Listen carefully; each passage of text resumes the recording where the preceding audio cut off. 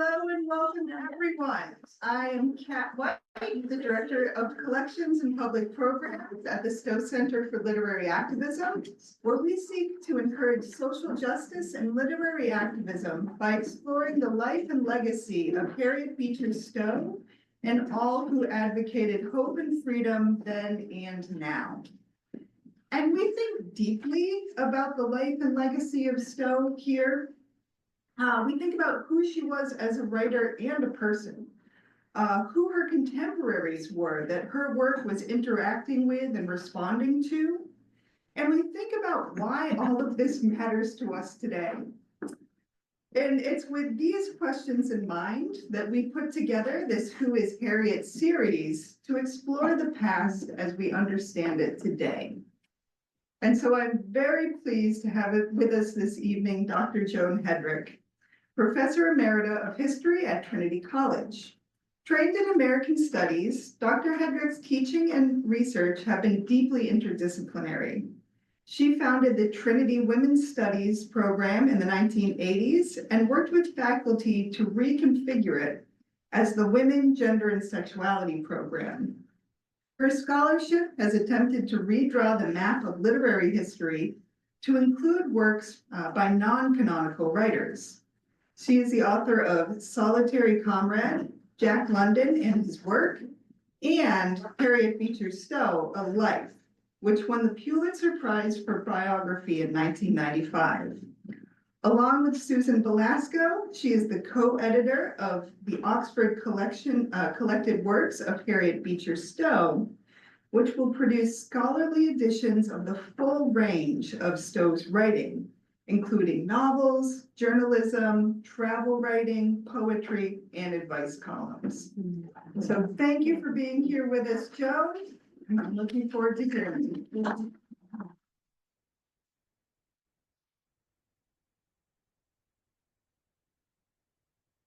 Thank you, Ken. It's great to be here. Well, my topic today is the Victorian home, which is an extremely important institution in the 19th century. And it's a topic that Stowe wrote about quite a bit. She had a series called Little Foxes that ran in one of the publications in the 19th century. The Little Foxes were all the little annoyances that nibbled away at family harmony. And she, with Catherine Beecher, she wrote The American Woman's Home, which was a kind of manual to how to set up your kitchen and how to manage your family. So this is a topic that she took very, very seriously. The title of my talk is The 19th Century American Home, Life's Undress Rehearsal. And that title is taken from one of Stowe's Chimney Corner papers, which was a whole series she wrote on the home. There she describes the home as, quote, a place not only of strong affections, but of entire unreserves. It is life's undress rehearsal. Its back room, its dressing room, from which we go forth to more careful and guarded intercourse, leaving behind us much debris of cast-off and everyday clothing. In my remarks today, I will look behind the scenes of Victorian family life to focus on several contradictions that made Harriet Beecher Stowe's domestic life problematic. The discrepancy between the Victorian ideal of the home and the domestic reality is the largest of these. The second set of contradictions is embodied in the companionate marriage, an institution that both made middle-class women's lives better and introduced complications. Thirdly, running through both of these and further complicating them are the contrasting and often diametrically opposed temperaments of individuals within a given family. Finally, I will turn in my conclusion to the issue of sources, arguing that different kinds of writing produce different views of the home. The home, like other institutions, has a history. This is well illustrated by the extraordinary changes that befell this institution in 19th century America. As the Industrial Revolution moved the production of goods outside of the home, divisions were created that did not exist before, between the public and the private sphere, between work and leisure. The home, no longer a workplace, became, in the phrase that Christopher Lasch has popularized, a haven in a heartless world. It was a kind of R&R station where Humpty Dumpty was put back together again after his toils in the workplace. Humpty Dumpty was, of course, a man. He was put together by a woman, his wife. That was her job. As Harriet Beecher Stowe wrote, "Homes are the work of art peculiar to the genius of woman. Man helps in this work, but woman leads. The hive is always in confusion without the queen bee. But what a woman must she be who does this work perfectly? She comprehends all, she balances and arranges all different tastes and temperaments find in her their rest, and she can unite at one hearthstone the most discordant elements." I think about how difficult that would be. The Victorian home was the storm center of a changing culture, and the Victorian mother was expected to harmonize both the conflicting temperaments of family members and the accumulated stresses of this emerging industrial order. This was perhaps the most stressful of all of her assignments, for as her consciousness was tattered by 1,000 daily cares, she was to be the knitter up of other people's days and ways. After several days with the men at home because of the weather, Mary Halleck Foote complained, "I am daily dropped in little pieces and passed around and devoured and expected to be whole again the next day and all days, and I am never alone for a single minute."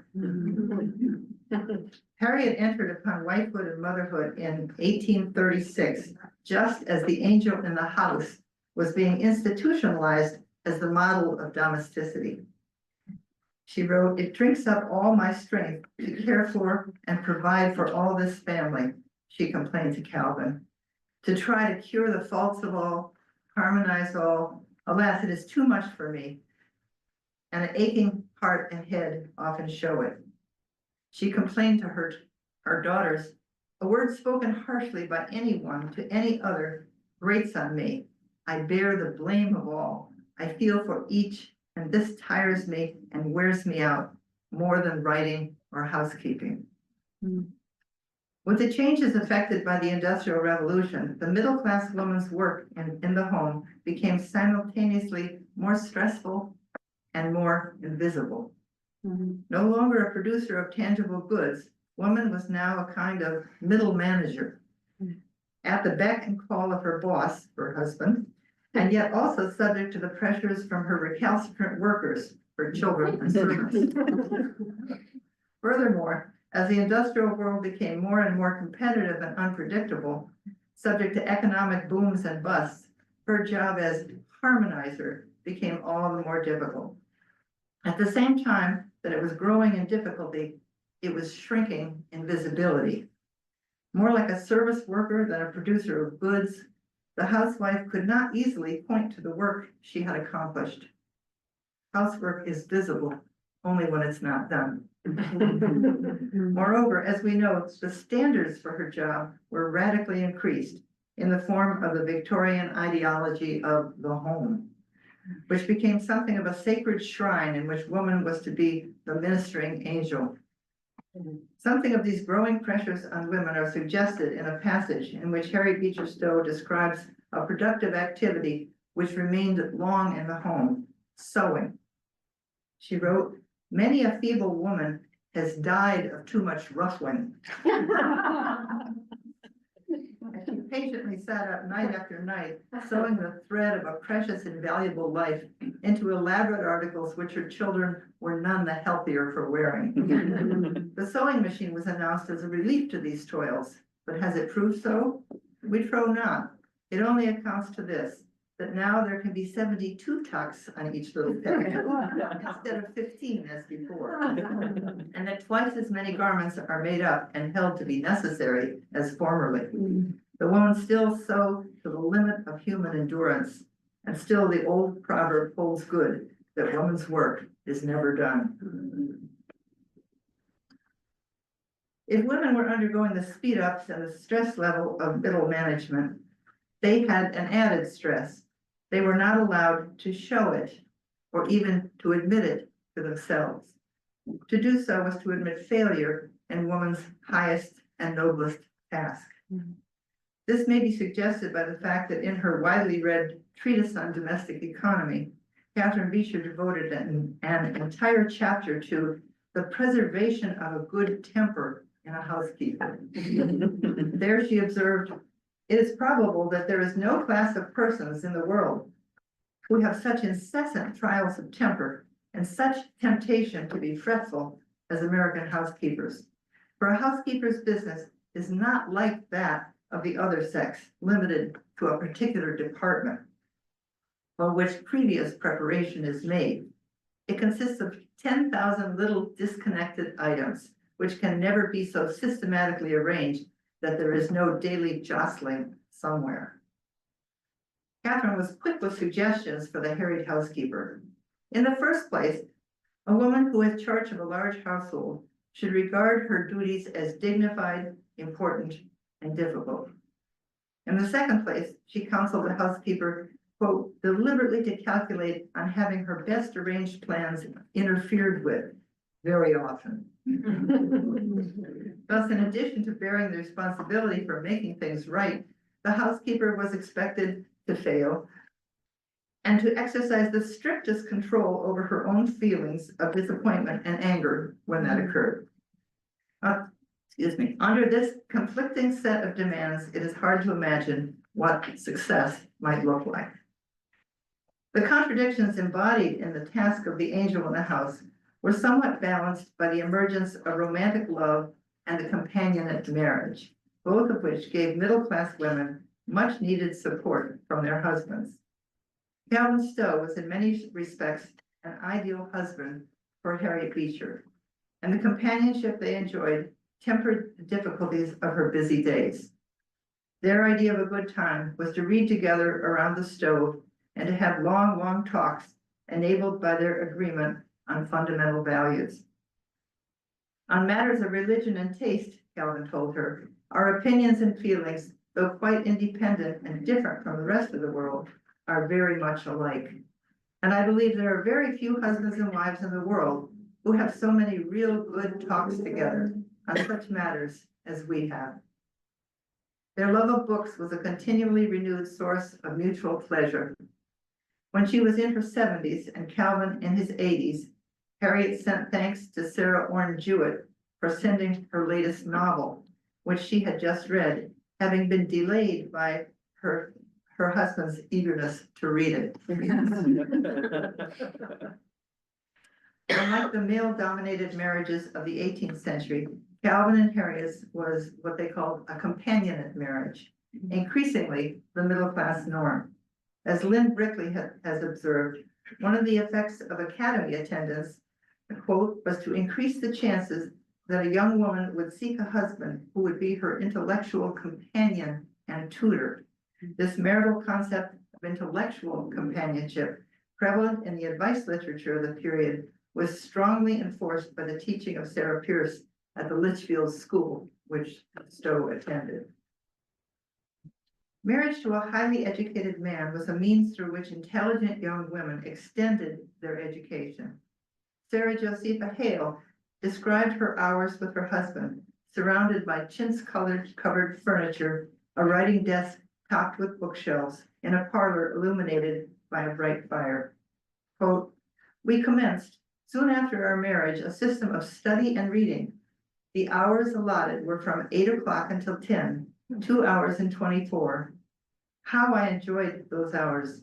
In this manner, we studied French, botany, then almost a new science in this country, but for which my husband had an uncommon taste, and obtained some knowledge of mineralogy, geology, etc., besides pursuing a long and instructive course of reading. In all our mental pursuits, it seemed the aim of my husband to enlighten my reason, strengthen my judgment, and give me confidence in my own powers of mind, which he estimated more highly than I did. Sarah Josepha Hale was born a generation too soon to avail herself of a female seminary. Harriet's education in the parlor with the valedictorian of Bowdoin College, class of 1825, built on 13 years of education at the Litchfield Female Academy, at the Hartford Female Seminary, at the Western Female Institute, and the Semicolon Club, the literary society in Cincinnati, in which she began her career. Her definition of herself as a woman of intellect was strong when she married Calvin Stowe, and his assumption of her intellectual worth supported both their relationship and her continuing development. Here we are, me and my professor in the same old house, Harriet wrote to Mary Dutton in December of 1838. She described for Mary a parlor scene very like that between Sarah and David Hale. We have our Olmsted stove moved into the parlor and use only one part of it, and it keeps the room delightfully warm. Here we eat our meals near enough to the fire to toast our bread as we go along, which I think is the ne plus ultra of a sociable, cozy breakfast or tea. Mr. Stowe reads German books and translates sometimes as he goes along. I'll tell you for your edification that he has read to me the story of Bluebeard, Puss in Boots, and various others of the kind out of the old Mother German, to say nothing of Faust, of which by way of routing a fit of the blues, the good man undertook a translation. Underlying the companionate marriage was a commitment to the autonomy and personhood of the woman that would have been unheard of in the 18th century. Calvin Stowe assumed that women were individuals with their own unique destinies to discover. He had urged Catherine Hills, the first one he was romantically interested in, to find out what she was meant to do in this life and to do it. In his 20s, he declared his own design, to live and die a literary man. He courted Harriet Beecher in a literary club where the writings and opinions of women enjoyed equal consideration with those of men. He married her with the expectation that they would be partners in intellectual pursuits. The gains for women in the new companionate ideal were clear, but there were costs as well. Companionate marriages gave rise to more conflict, for the expectation and roles were less defined. With two literary careers in the family, the potential for conflicting priorities and outright rivalry was kept in check as long as the normal course of events transpired, which is to say, the husband's career took precedence. The democratic companion ideal grew up in the soil of a marital system based for centuries on male privilege, what Elizabeth Cady Stanton called the aristocracy of sex. How far could it develop before it came into conflict with the old order? Then too, as Suzanne Lebsack has pointed out, people who married for love, quote, opened themselves up to new risks. She continued, once husbands and wives thought they had a right to be loved, the potential for feelings of rejection and betrayal grew. Once the wife was allowed to voice opinions, the opportunities for overt conflict multiplied. The companionate ideal, in short, raised the emotional stakes in marriage. The rewards could be great, but the potential for disappointment had never been greater. This is the context for what Calvin Stowe called the semitones of domestic life that he and Harriet experienced during the first decade of their marriage. Because he was a professor, Calvin worked in the house a good deal of the time, increasing not only the amount of companionship the Stowes enjoyed, but also the jostling of unlike temperaments. Describing the incompatibility of two of her characters in the novel Old Town Folks, Stowe wrote, a satin vest and a nutmeg grater are both perfectly harmless and even worthy existences, but their close proximity on a jolting journey is not to be recommended. Harriet was married to a very scholarly man who desired nothing more than a quiet and orderly household. He was most at peace when his wife was away. And her housekeeping methods may be read between the lines of letters he wrote to her during these frequent separations. Writing to her while she was in England, he remarked, there is nobody to litter things round but the old doctor, and his wife keeps on his track and rakes after, so that there is nothing long out of the way. Now, as there are no old shoes, nor old bonnets, nor old petticoats, nor cast-off dresses, nor papers, nor books, nor letters taped here and there and everywhere, and as there is no mob in the kitchen or the dining room, and no expenses except what I am consulted about before I approve, I don't have the blues at all.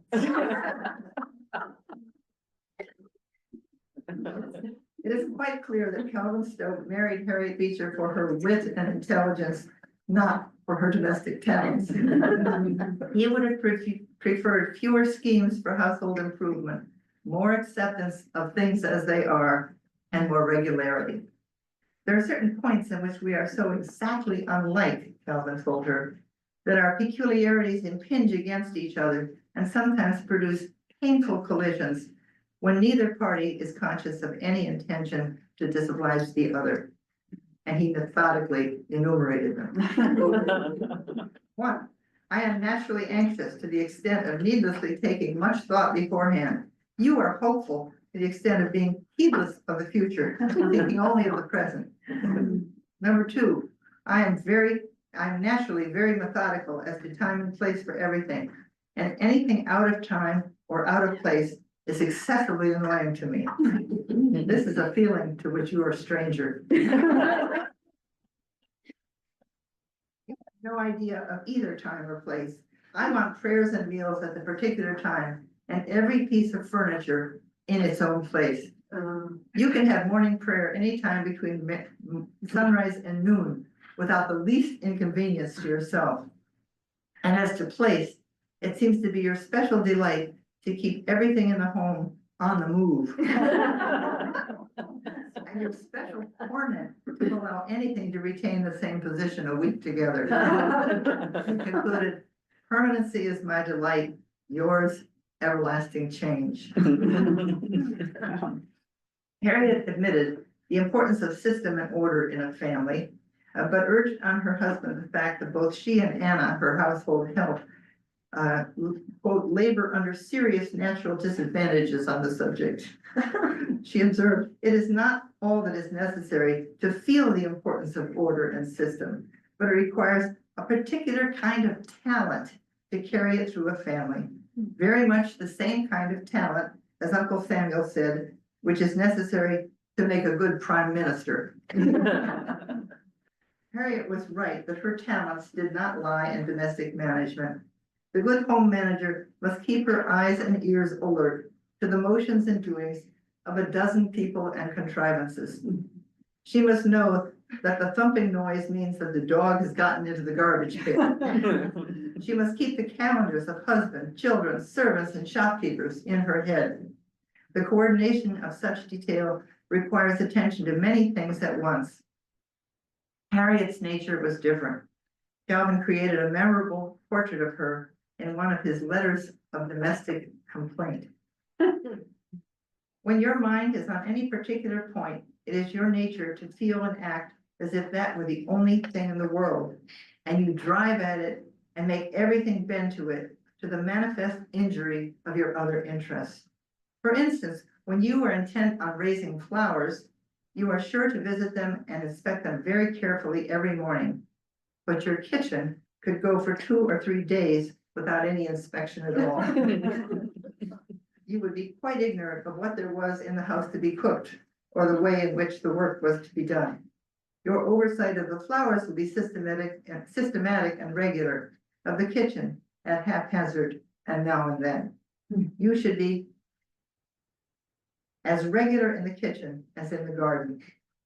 And Calvin urged her to do things a little at a time and often, and not absorb and exhaust your whole strength on any one thing at one time, as if your life were the life of a silkworm, just to spin one cocoon and die. Yet, I would argue, her capacity for total absorption was essential to her creativity. This single-minded focus, so hard for women to achieve, allowed her to see characters and scenes with an intensity that made them real. The photographs of Harriet Beecher Stowe all show a woman with an elusive, faraway look in her eyes. It is as if she is lying fallow, waiting for a stimulus that will totally absorb her sympathies. A large part of Calvin Stowe's problem with his wife stemmed from the fact that she was a Beecher and inherited what he called the Beecher buzz. He wrote to her in desperation, "Let us try to cultivate a meek and quiet spirit. It will be the guiding star to domestic and religious peace. I do not mean simply a spirit of affection and good humor, but a spirit of kindness and rest. Oh, how I long for it. There is your deficiency. You are good and kind and devotional with a rich and glowing soul, but you are not one of the resting sort. Some wheel must be buzzing where you are, and this breaks up all my resolutions and endeavors." He came to understand the Beecher buzz by observing the negative effect of visits from Harriet's sister, Catherine Beecher. He wrote, "Whenever Kate makes her appearance in the house, all my distresses are multiplied a millionfold, because she has a million times more buzz than you have. And in addition to that, a most total incapacity for perceiving or even imagining that anything she does can be possibly in the least annoying or disagreeable to any one of God's rational offspring." One cannot help sympathizing with Calvin Stowe's distress, but it must be pointed out that the Beecher buzz that turned his wife and sister-in-law into his nemesis was never a problem for the Beecher men. The Beechers were famous for having a plan in their back pockets. Lyman Beecher planned almost single-handedly to save the West from infidelism, by which he meant Catholicism, by transplanting New England culture to the Western Reserve. While Harry's father and brothers had all of Ohio, Indiana, and Illinois in which to expend their prodigious energies, hers were concentrated within the perimeters of the home. It simply was not a big enough arena. Cups broke, furniture zoomed, and tempers flared. Almost in self-defense, Calvin Stowe urged his wife to pursue a literary career. Born a woman, Harriet Beecher Stowe was impelled by a restlessness and expansiveness more conventionally associated with men. The manic fury with which Stowe gardened both confirms Calvin's portrait of her and says much about the pent-up energies that she experienced within the confinement of the home. This passion broke loose soon after they moved into their new house in the fall of 1839. Harriet made creative plans to disperse a good portion of Calvin's salary. Not for her were simple plots of a few local plants. Vying with the neighbors, she planned and executed grand gardens involving tons of manure and 8 kinds of geranium. She was constantly digging up and moving rose bushes, hedges, and bulbs. "Gardening is to be all the fashion among the ladies on Walnut Hills," she wrote her brothers and sisters. "We shall make it blossom as the rose." She asked George, her gardening brother, questions about the culture of bulbs. What sort of soil do they favor? What is the speediest way of increasing them?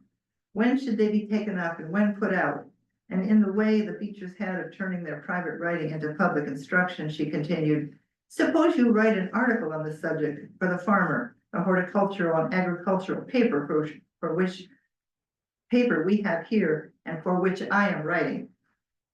Calvin took a dim view of the time and expense this hobby involved and ventured that they could wear themselves out on something more profitable to our fellow creatures than having home, pasture, and garden like Uncle Sam and our neighbors.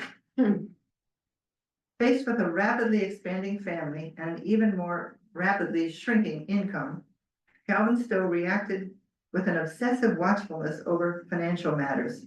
Keeping strict accounts became for him an article of faith. Harriet complied in her own way with his wishes, writing down on scraps of paper approximate amounts, rounding off, estimating, and generally pursuing an optimistic plan that allowed her to buy whatever she wanted at the moment. She was endowed with a full measure of the Beecher family attitude toward money, which was summed up in a motto her father often quoted: "Trust in the Lord, do good." God or his earthly representatives often bailed Lyman Beecher out of financial difficulties, which was only right since he had stumbled into them by keeping his eyes fixed on the millennium. Harriet scolded Calvin for his excessive material care. My love, you do wrong to worry so much about temporal matters. You really do wrong. You treat your Savior ungenerously. You ought not to do it.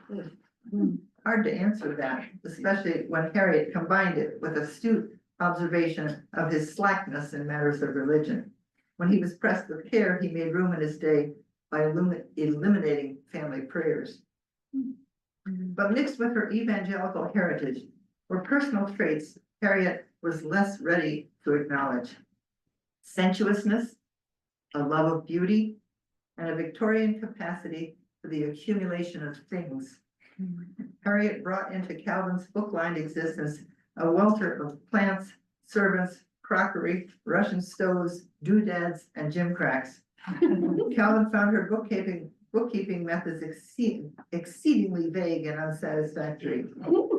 He pleaded with her, don't say, for Aunt Esther's bonnet and something else we borrowed of Mr. Perkins $14.50. Or there's a milliner's bill of some $2 or $3.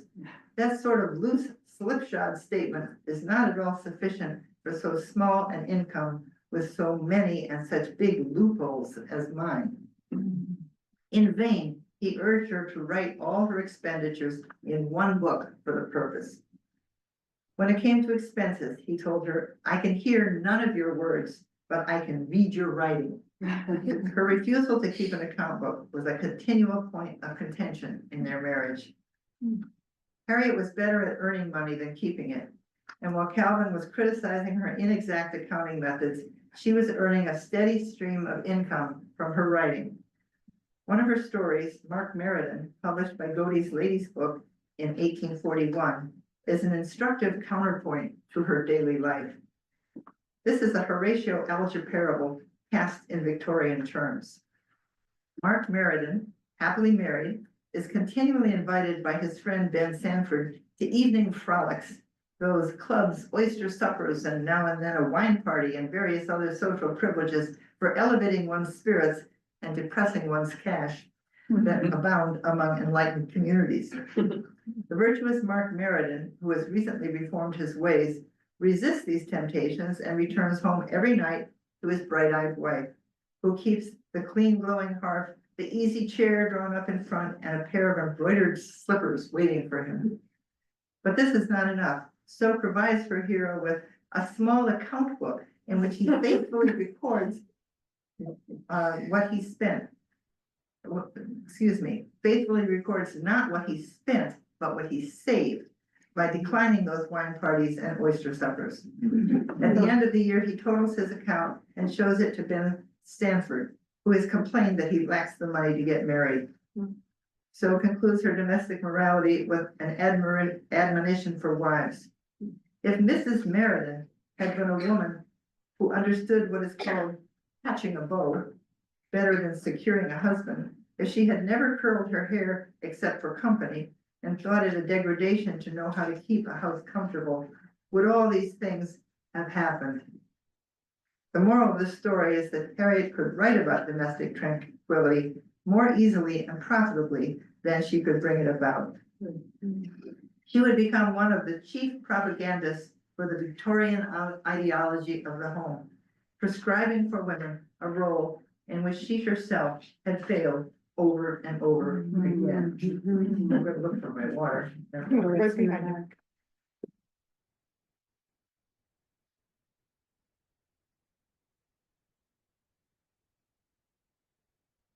A greater stress on their marriage than their contrasting temperaments was the strain of closely spaced childbearing, a reality that compromised the ideal of the companionate marriage. 9 months after their marriage, Harriet produced twin daughters, a confirmation of Harriet's eccentricity and genius in the eyes of the Beechers. In January of 1838, Harriet gave birth to a son. Now she had 3 children under the age of 18 months. Poor thing, she bears up wonderfully well, wrote Catherine, and I hope will live through this first tug of matrimonial warfare. And then she says she shall not have any more children She knows for certain for one while. How she found this out, I cannot say, but she seems quite confident about it all. This last child was conceived within 2 months of Calvin's return from Europe. These circumstances may have suggested a strategy. Of the first 15 years of their marriage, Harriet and Calvin spent approximately half apart, where they found sexual abstinence more likely to succeed under these circumstances. It was the only method they used to limit their family. In March of 1839, Catherine Beecher wrote to Mary Dutton, "Harriet is not well as to nerves, but no discouraging prospects yet in the maternal line. I hope she is to have an interval of rest from further services at present in that line." Yet by September, she was pregnant again, her fourth baby in 3 years. The winter was very wet and very cold catching. Harriet suffered from periodic attacks of neuralgia. The pain in her head and eyes was so severe, she wrote Eunice and Henry Beecher, that she was scarcely able to get from my bed to the chair and back again, and was deprived of sight and almost of sense for the time of their continuance. When her neuralgia passed, Harriet bounced back to what she described as excellent health. With spring came the birth of Frederick William on May 6, 1840. The repeated childbearing, however, was beginning to take its toll.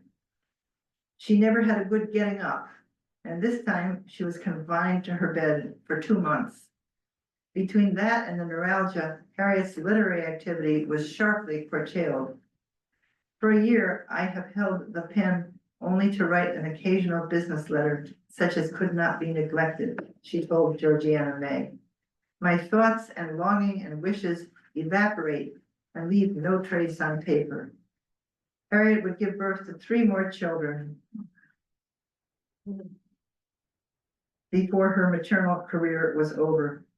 The inability of 19th century women to control their reproductive lives was a cultural and biological reality that seriously compromised the Victorian ideal of the perfectly harmonious home. I hope I have sufficiently complicated the issue of the Victorian home. It was neither completely oppressive, nor was it totally angelic, but simply a human institution subject to the continual reshaping and reinterpretation that is the ongoing work of human culture.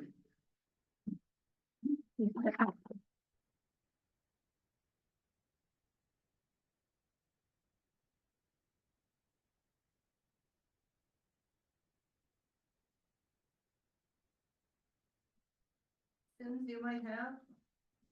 Thoughts? Yes. I'm forgetting the phrase that I want to ask you about, so, here goes, but, you mentioned the angel in the. Angel in the house. Yes, could you talk about that a little more? This is a phrase from Virginia Woolf. She in the 1890s talked about that angel in the house as being something that was very constricting to women, the expectations of that you were supposed to be perfect and never lose your temper. So that's where that comes from. Yes.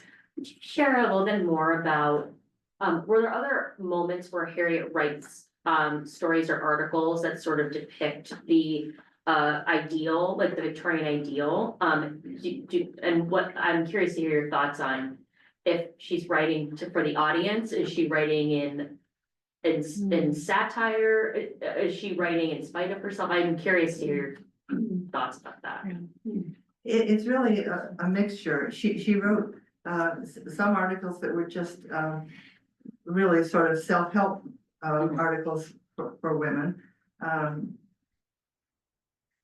And she wrote about gardening and things like that. There was a publication that she wrote for that really emphasized gardening. So it was a combination of things. Yes, Cheryl. They obviously thought a lot about relationships between spouses. And you also mentioned that they were gone like half the year each, whatever they were doing.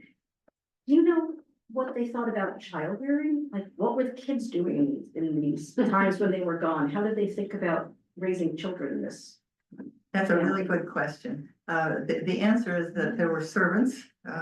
Anna Smith was a wonderful caretaker who lasted a long time with them, really invaluable to Stowe.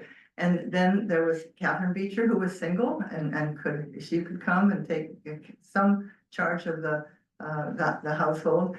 And there were, between the servants and the relatives, that's how she managed to travel as she did. But Calvin was never happy when she was away. And she was away a lot. She was. Yes. I'm interested, you quoted so extensively from Calvin's letters to her, admonitory, instructive, but also laced with a lot of humor and affection in the way that he was attempting to guide her. But I think there was only one quotation from a letter from her to him. What was her tone to him? She admonished him for being not religious enough, but did she have that same kind of, I don't know, affectionate kind of teasing that he did? That's a really good question. She would try to improve him, just the way he tries to improve her. And it was mainly by suggesting that he pay more attention to religion. She was a Beecher, and that was very important to her. And she begged him to control his temper. He really did have a bad temper. And so between her housekeeping habits and his temper, you can imagine that there were daily explosions of various sorts. Yeah. Yes. Could you talk a little bit more about their initial courtship? Do you have any insight into that? Yes, they. As a single girl, you know, I'm taking all the points I can get. Well, then I would advise you to join a literary club that's male and female. Okay. That's how they met in Cincinnati. Yeah, there was a literary club there that met weekly and discussed various writings of the individuals who were present and criticized them. And he was struck by her wit and her mind. And so, yeah, they really met there. And he had just tragically lost his first wife. And Harriet was very sympathetic and comforting, and so that's how their relationship developed. Yeah. Yes. Joan, do you get the sense that Harriet liked being a mother? Oh, yes. And the reason I asked that question is because I think of other historical figures like Queen Victoria comes to mind, for example, someone who she was a historical figure who, all accounts I've read, she didn't really care for children and didn't like being a mother. So I was wondering, in the Victorian age, did Harriet feel similarly or no? No, she did like children. One of my favorite letters is when she talked about going to help a neighbor who was giving birth. And she said that she washed and humanized the baby. And she really loved babies. And yeah, she was, I think, very maternal. It's just that her temperament was Beecheresque and sort of not always following through in ways that might have helped a more regular education family. Yeah. Yes. You mentioned the gardening a couple of times. Did you get the sense, or do you have a sense, was that sort of escapism for her, or was it more a sense of duty that, yeah? I think that when she said we shall make Walnut Hills bloom like the rose, I got the feeling that there was kind of a competition among various homeowners to make their yard beautiful, which still we have today, that kind of thing. I think that's how it got going. But she did really enjoy gardening. She just liked to have her hands in the dirt and to see things bloom. And as you can see from the paintings of flowers she did, she really had a love for flowers. Yes, Jean. Among scholars, there has been a good deal of work on Republican motherhood, that concept. And I wonder if that concept of that category exists in the mind of Stowe. And, I mean, it's a paradoxical category, obviously, it has a lot to do with assigning to women the role of training citizens in a republic. And of course, they are not citizens in a republic. Contradiction on contradiction, but I wonder, does that come up in Stowe's mind or in her circles? No, it doesn't seem to be part of what she took. Her focus was much more domestic and literary, but not so much. I mean, of course, she's political. We know Uncle Tom's Cabin and all of that, but not particularly in that way of trying to encourage women to be that out there. Mhm.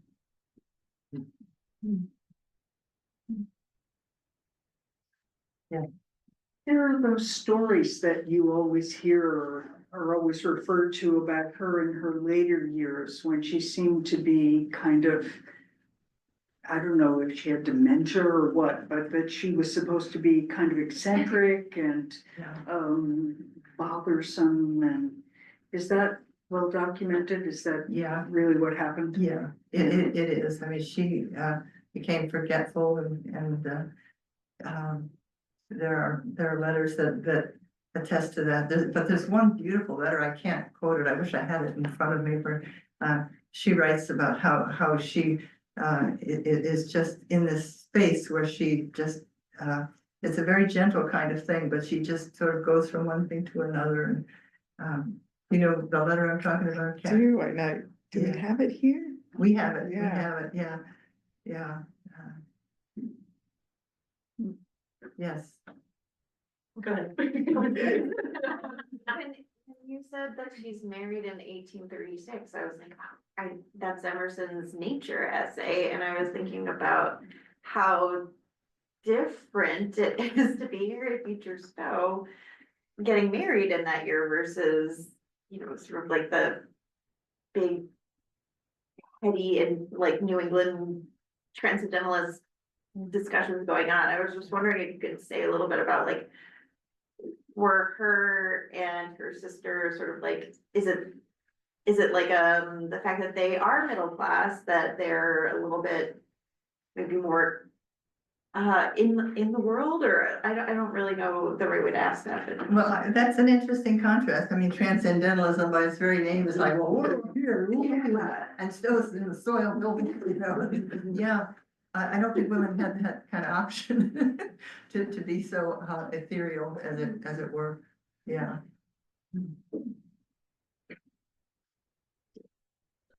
This question of all authors, how did you know you were done writing the book?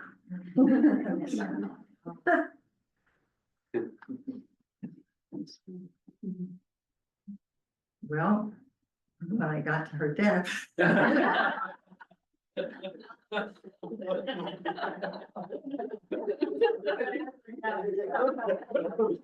All I can say. And did you write it in order? Like, did you start maybe like, as you were going through the process, you know, obviously, yes, it's a biography, right? But like, did you start any particular place outside of just like her birth in the background and? No, I did write it in order. I couldn't imagine any other way to do it, actually, because, you know, everything builds, and if you jump ahead and then things don't sink, you have to redo it. Yeah, sure. Yeah. Yes, but What? you write it with so much insight as, I mean, were you doing all that thinking as you were writing? Or Right. did you write it and then go back and say, I can embellish it in a good way with this sentence, or I can think about it in this way? I mean, the way that you write it is so utterly engaging that you feel like you're right there. So I'm curious, I think I'm, come on now, did you Well, go back and do some rewriting? All I can say is I would, once I finished all the research and started the writing, I would get up in the morning, have my breakfast, and then go to my desk and start writing. Because the morning was the best time for my brain. Yeah. And get as far as I could until I couldn't see the way forward. Sometimes I get stuck, and when I would get stuck, I would just try to articulate what was the problem. You know, I'd write a note to myself, why am I having trouble here? What is it? And just put it aside. And then when I come back to it, often that would all have been resolved somehow because I planted it in my brain Because you were somewhere. thinking about it. Yeah, Yeah. at some, And what was the period of time of your research? How long did you spend researching this? well, that was the long part because you know, she wrote a lot of letters. Yeah. Let's see. I started it in, 82 and I, finished the writing, I think in 88, I think. I'm losing the time frame a little bit. Well, it's still. Yeah. Yeah, but it was a long time. It's a slow process. Yeah. You're thinking the whole time. That's beautiful. Why did you, well, how did you decide to write a biography of Harriet Beecher Stowe? I mean, Oh, she's not exactly, she would feel kind of, I would think, kind of dated and kind of, you know, because she's not part of the classic, you know, what's Canon. Wayne, she's not part of the canon, Yeah. she isn't. Yeah. So how did you happen to go for her? I love this question. I went to an American Studies program at Brown University. We never read anything by Stowe. I had not read Uncle Tom's Cabin. I had not read any of her work. But when I went to Trinity, Jean Leach asked me to read an American Studies thesis by Mary Pike, who had done a lovely piece on Stowe's novels. And I had always assumed that she was a trashy, sentimental writer, which wasn't worth it. Yeah. And Mary Pike quoted these wonderful passages from all these different Stowe novels. I thought, whoa, she's a good writer. Why did I think she wasn't? That was the beginning. It was about the politics of the canon. It was, you know, Matheson's book, you know, said, well, here's the male canon. It's Thoreau, it's Whitman, it's Henry James, and these are the people, these are the great writers, and the women writers were nowhere present. When in fact, the 19th century is just supported by women writers, that they were writing more than any of the men. I mean, while Emerson is keeping his little journals and stuff, I mean, Sarah Joseph Hill and all these people were writing, you know, just these blockbuster novels that sold a lot. And Hawthorne was up in his little castle moaning the fact that his books were not selling. So it was really about that. I mean, like Louisa May Alcott, and all these people writing all these Yeah. Yeah. things that everybody knows, and Harriet Beecher Stowe is kind of she's kind of absent a lot. I mean, people now, of course, I never read anything by her when I was young. You didn't have, she wasn't part of what you would read in That's right. school, or, yeah. That's right, yeah. Did any of you read Uncle Tom's Cabin when you were young? No? No, the only reason I knew about it was this was part of the King and I movie. That's right. Seriously. That's right. Yeah. Everybody knows that, yeah. I'd love to add to that Hunt Smith, who was a Stowe Prize winner a couple of years ago, reread Uncle Tom's Cabin very recently when he was doing research about Josiah Henson.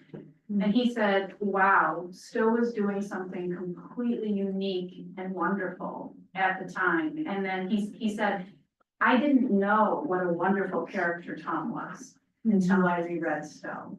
So thank goodness you found her again. Thank goodness many of us do, because there's a lot of value there that was pooed away by the canon. Yeah, and your remarks remind me of the way Uncle Tom's Cabin got cast aside by the image of Uncle Tom. Yeah. Right. And that was created mostly by the minstrel shows that were what people knew from the 1890s to 1920, and so they did not think of Tom as the very moving, noble character that he is, and still wrote about him. Complicated, Very complicated, but certainly noble.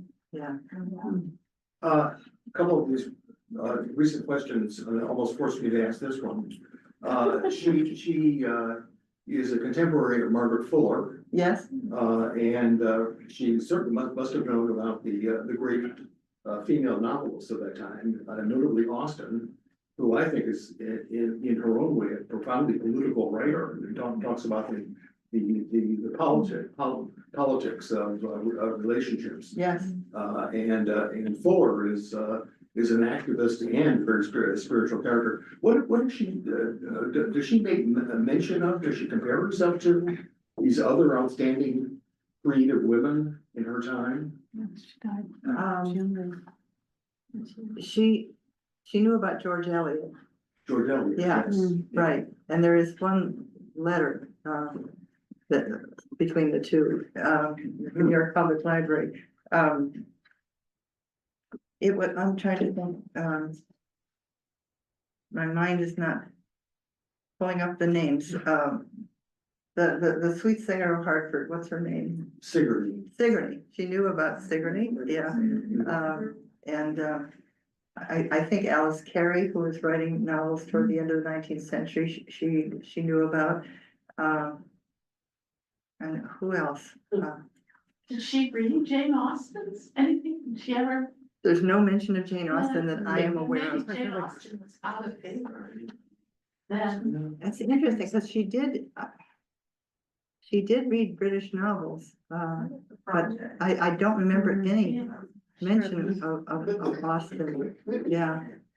She read things like Susan Warner's Wide, Wide World, which was a very popular novel of the 19th century, and others of that sort. Sarah Orne Jewett. Yes, yeah, They were competing for access to the volume, you know. right, just toward the end of her life, there was a little connection with Sarah Orne Jewett, yeah, very sweet connection, but not a long one, yeah, yeah. Didn't she write a book or an essay about the great writers of America? Wasn't it all men? Oh, yes, it was called Representative Men, Yeah. but that was just a commercial thing. She was asked to write it, you know, it's a moneymaker, you know, it's a potboiler. I don't think she put a lot of her own energy into that. That's good to hear. Yeah. Woman. Can you tell us what, like, her pushback to that? It's true. Yeah. It's true, that's the point. She is very, I mean, I feel, you said, it seemed like it was, somebody said, was it satirical? I don't know, Joan, I think she was really being satirical with the perfect little book that they kept The savings. the savings, you know, all the money I saved. I just felt like she handed that to Calvin when she was done with it. Here, Calvin, here's a story that you might like that I just wrote. You don't think so? I don't know. She's- Yeah. Did you have a question? Yes, it seems like the 20th century men like James Baldwin and Ralph Ellison really were instrumental in diminishing her talent and her work. And that they were a big voice. That's right.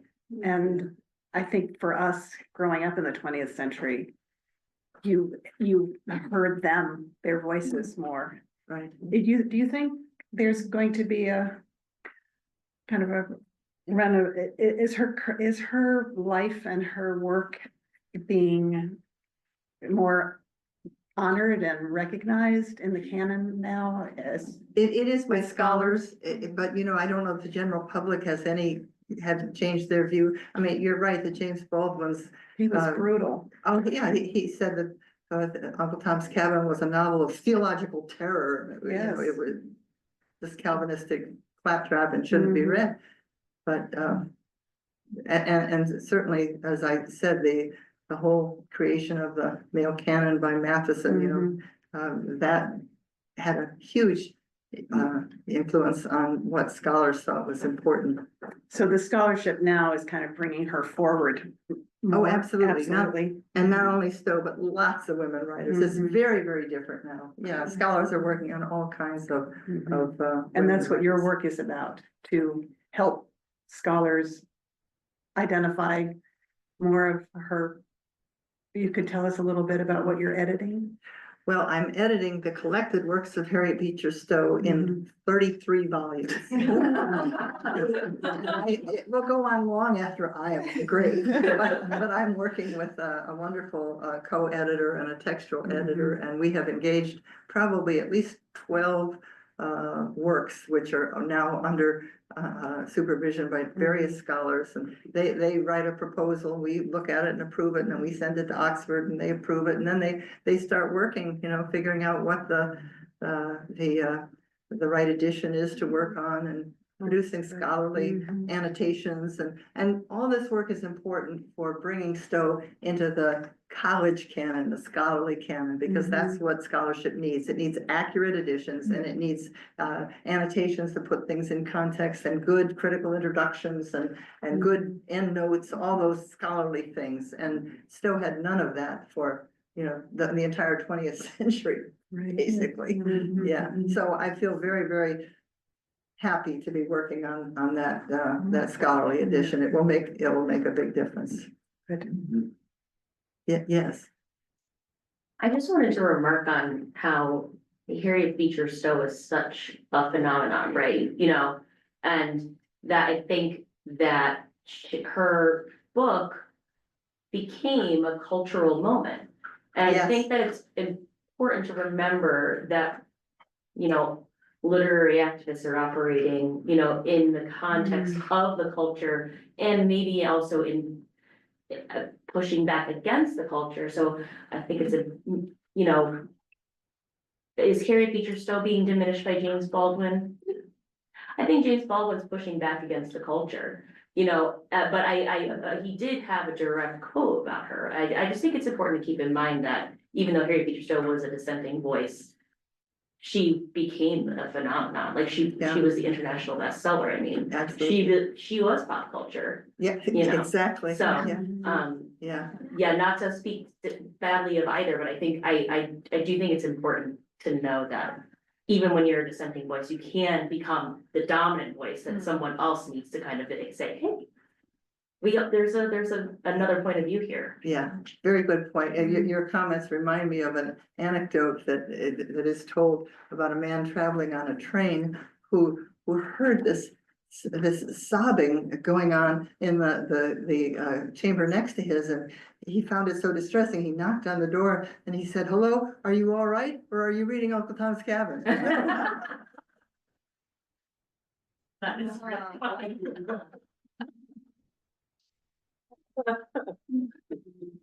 I'll just say that for those worried about scholarship, Uncle Tom's Cabin was a highlight of my master's exams, the page turner when you're going through other 19th century American literature trying to catch up. But I also wanted to ask, is there evidence about how does she talk about her lack of talent in the domestic sphere, and like either in response to Calvin or in journals? Like, does she feel bad about it? Does she think it's ridiculous that he is so worried about it?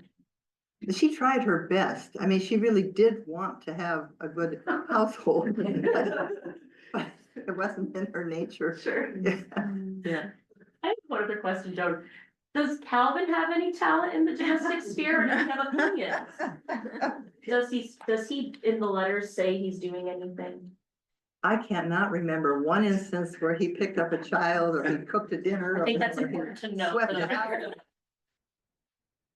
He sat there with his German book. There you go. Yeah, but he was a great intellectual companion for Absolutely. Stowe. Of course. Yeah, But was she the primary wage earner? yes, Yeah. yes, she was. Yeah, he came to, respect that in her. I mean, he was, he taught at, Lyman Beecher's seminary, and that was going bust, and one year he didn't get paid at all, and yeah, he did not make a lot of money as a minister. Yeah. Do you have any sense about how the domestic sphere and their interactions and conflicts affected the kids? I mean, what do we know about their kids? Oh, what a good question.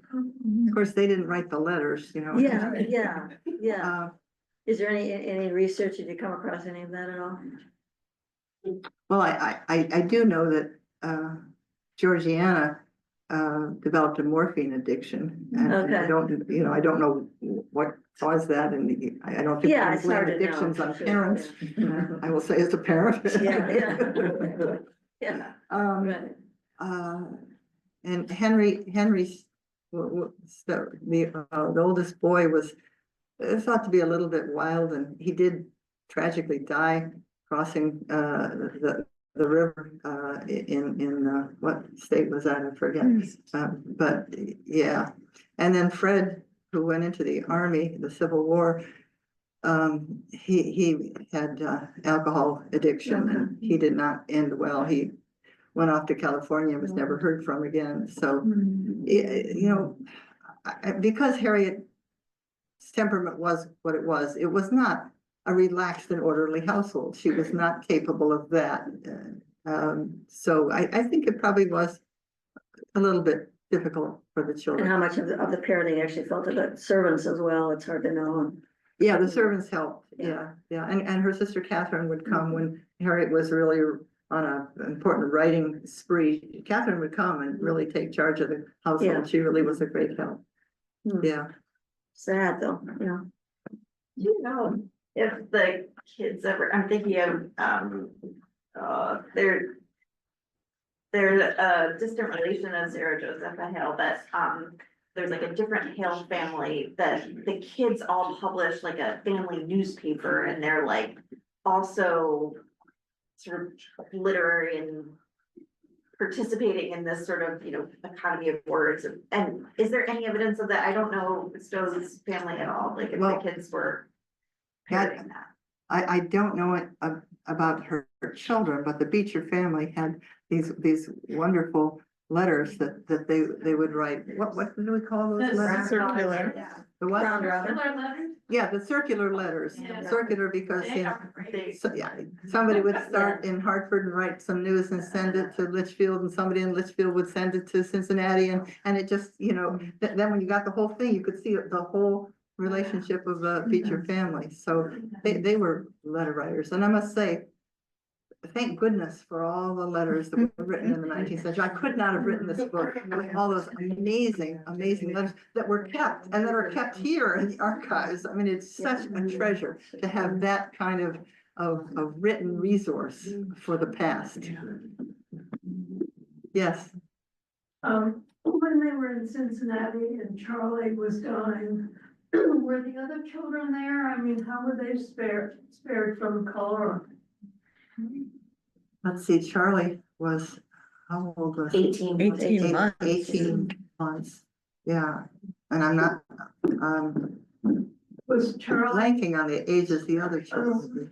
was he older? I mean, he died as a baby, but was he one of the early ones born before Georgiana and the rest of them? I've lost the birth order. Can anybody help me? It's on our website, hold on, I'm pulling it up. Yeah. Yeah, among the younger, I couldn't exactly place it, but yeah, he was just, what, 6 months? He was an infant, Just, but he I was an wondering infant. In the birth order. Yeah. He was third in the first one? No, she said she was wondering, and we're looking it up at the moment. Yeah, Okay. there are many active phones, right? He was born after Georgiana. After Georgiana. So what did that make him in the birth order? So Well, the twins were first. Yeah. he was fourth, but the twins are double first, so, Okay. yeah, fifth. Okay. Fifth. Yeah, the loss of a child was one of the most common and profound events of 19th century family life. I mean, the childhood diseases, whooping cough, all those things, they weren't under control. So it would be hard to find a family that hadn't lost an infant. So that is one reason I think that Stowe's work resonated so profoundly with the culture. Well, thank you very much for your time.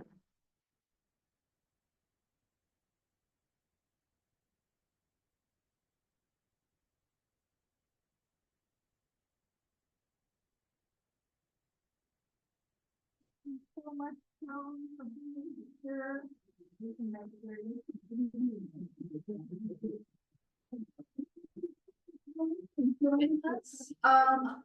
Joan, I believe, are you willing to sign some books if people have? Oh, I'd be them delighted to do that. Wonderful, Yeah. and I think there are books, for sale, Anna can take care of those. Please be sure to grab one of the bookmarks commemorating tonight, and I hope to keep in touch. We're gonna have 3 more, programs in this series that we will let you know about. We have tours going on, reading groups, writers workshop coming up as well, so if you want to, if Joan has inspired you to be a writer or try it out, definitely check that out. That's gonna be led by Versatile Poetic, who is the poet laureate of Windsor, Connecticut. So it's, she does amazing work. So I hope you'll stay around and mingle and chat with Joan for a few more minutes, and thank you for coming. Thank you.